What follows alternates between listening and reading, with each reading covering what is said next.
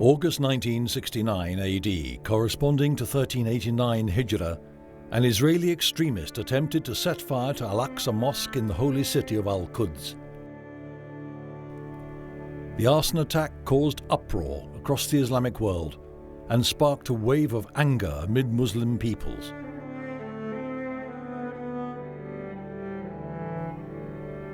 September 1969, Rabat. In the period from 22 to 25 September 1969 AD, corresponding to 9 to 12 Rajab 1389 Hijrah, upon an initiative by King Faisal, Saudi Arabia, and under the chairmanship of King Hassan II, the Kingdom of Morocco, leaders of the Islamic countries assembled in Rabat, the capital of Morocco.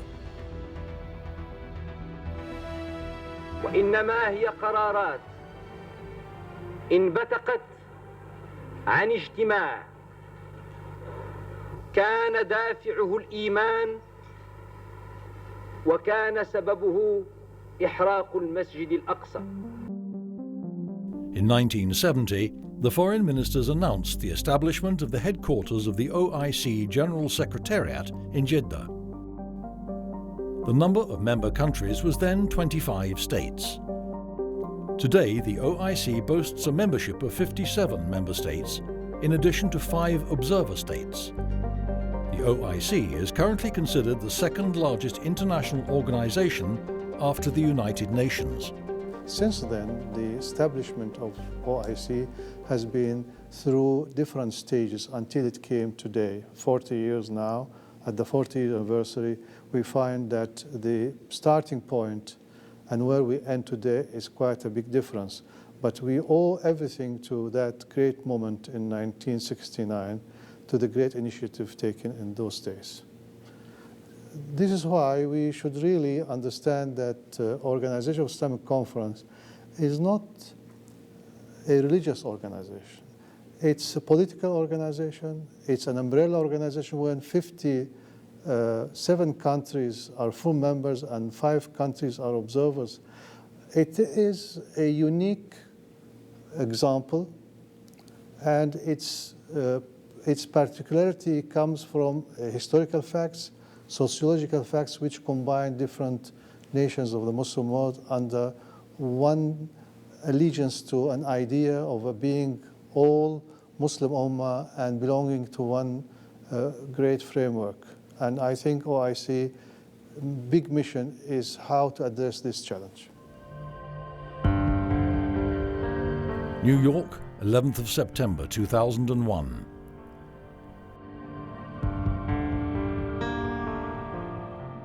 This day marked a turning point in how the Islamic world and the West related.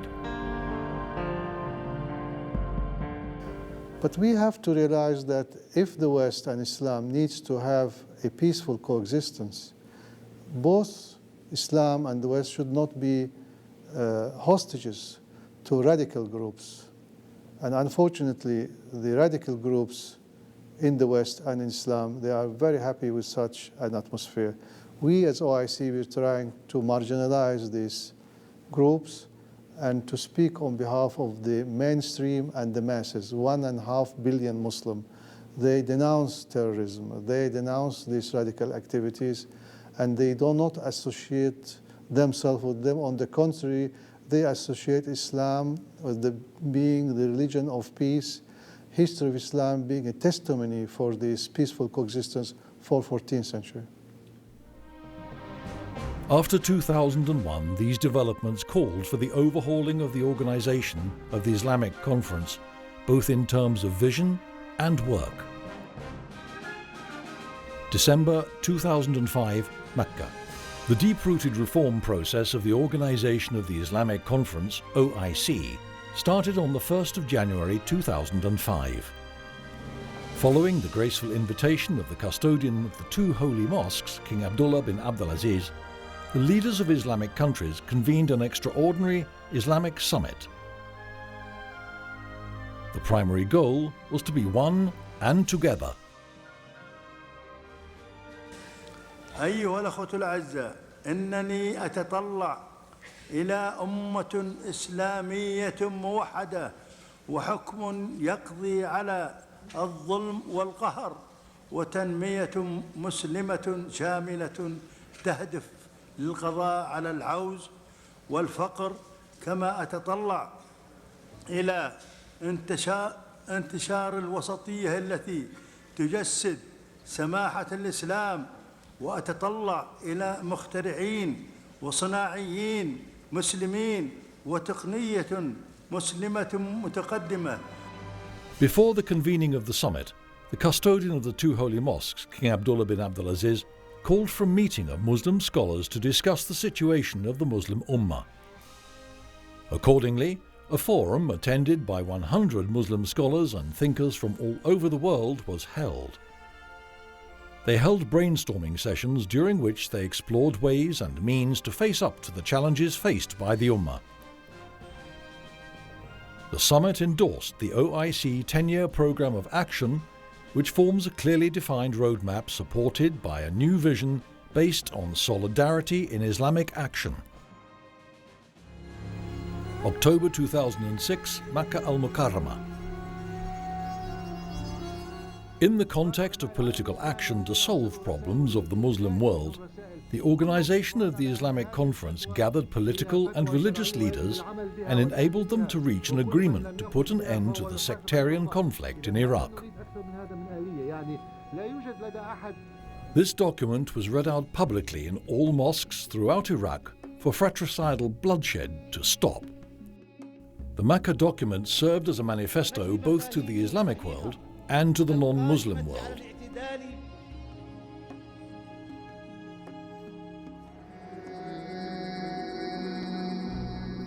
March 2008, Dhaka. 3 years after the convening of the Makkah summit and Professor Ihsanoglu's assuming his post as the OIC Secretary General, the OIC was able to discuss the new charter. With the new charter, which breathed new life into the restructuring process, the OIC positioned itself politically within the New World Order. What has to be done about the 1.5 billion Muslims in the world has been set out in line with the new charter. Promoting basic freedoms, human rights, supremacy of the law, good governance, accountability, women's rights, protection of the environment, interreligious and intercivilizational dialogue, fighting terrorism, and protecting the rights of Muslim minorities in non-member countries. As the OIC embraced a more dynamic structure, a fresh crisis ignited and exacerbated by the West started to loom large. The assaults on Islamic values and the humiliating acts targeting Islam, which the Western world carried out by hiding behind the facade of freedom, should not have been allowed to go unaddressed, and something needed to be done. We in OIC, we tried to tell our friends in Europe not to consider this a bone of contention for democracy and freedom of right. This is a matter of incitement of hatred on religious basis. It has a racial component in it, and it against the conventions where all governments of the world, including the Danish government, has signed conventions on human rights, civil rights, where incitement to hatred is forbidden, and the limits of the freedom of expression are also defined according to these criteria. Here I invited the then Secretary General of United Nations, Mr.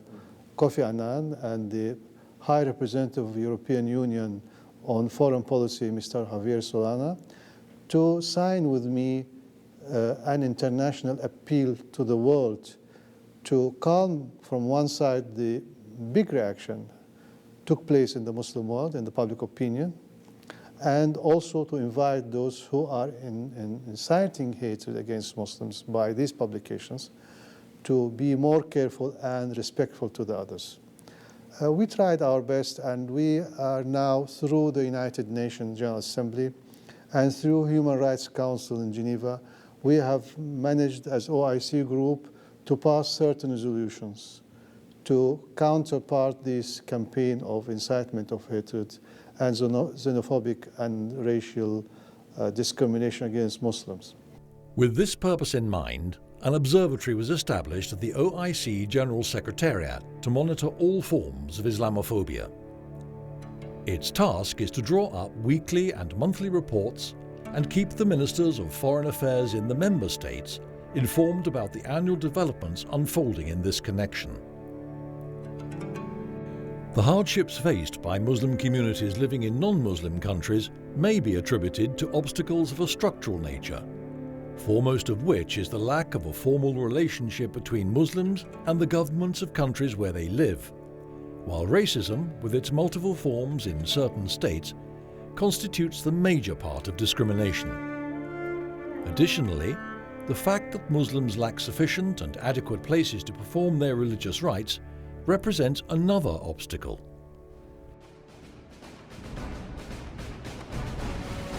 One of the paramount causes championed by the OIC since its inception is the Palestinian cause.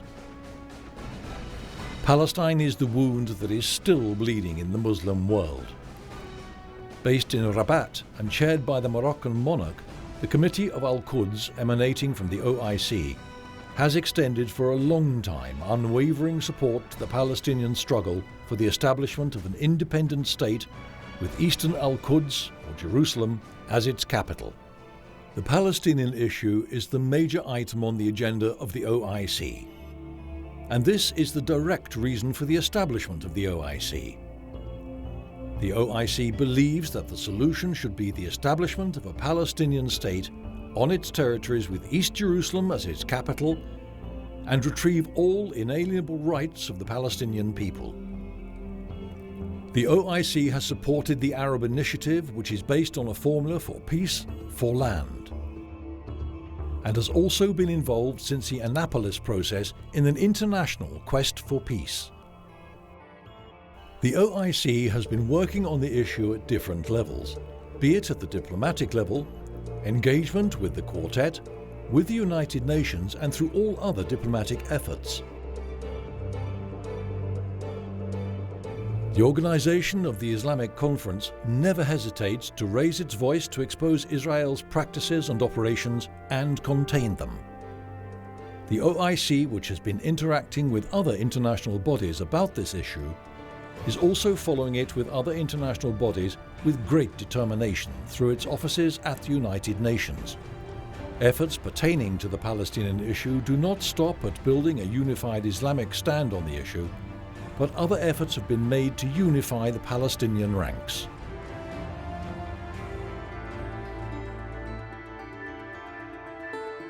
Besides the interest it attaches to political issues, starting with Iraq, through Afghanistan to Somalia, Africa and Asia, the OIC undertakes various other and diversified activities.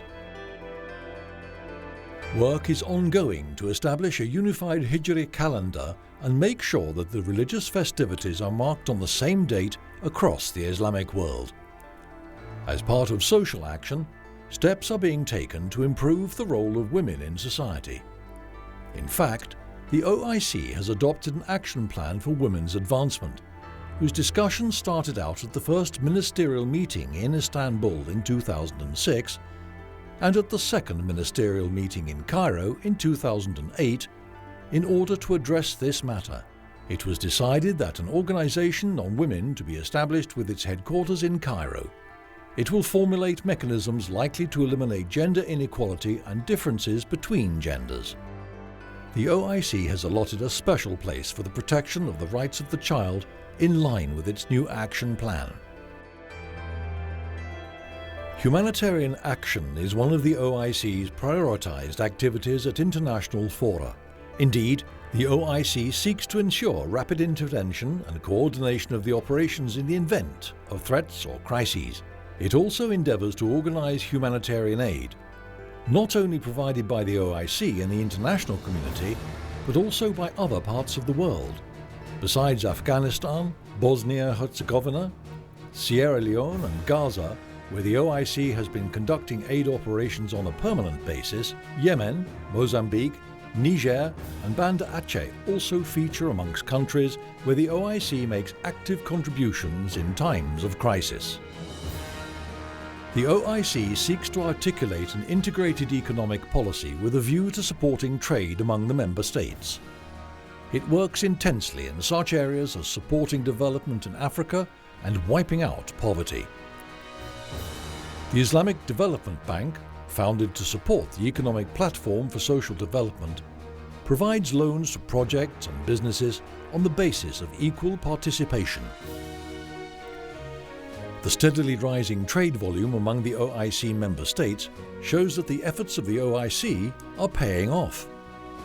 The OIC has succeeded in raising intra-OIC trade from 14.5% in 2004 to 16.6% in 2009.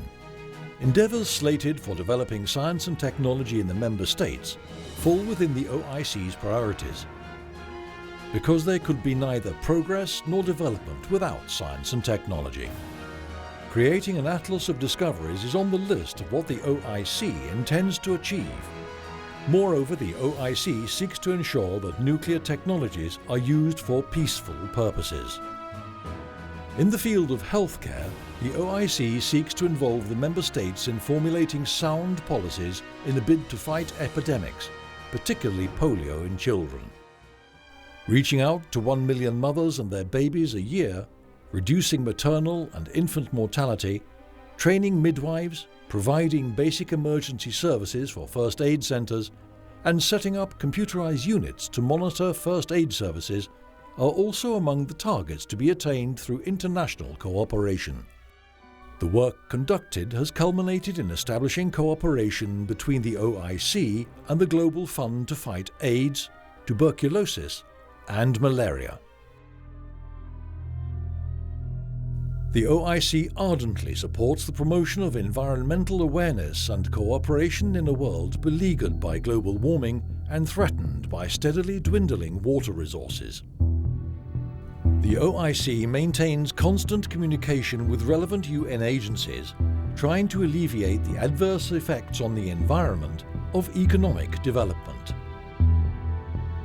In the information field, a restructuring operation has been undertaken to invigorate the information arm of the OIC, which is represented in both the International Islamic News Agency, IINA, whose restructuring has been completed, and in the Islamic Broadcasting Union.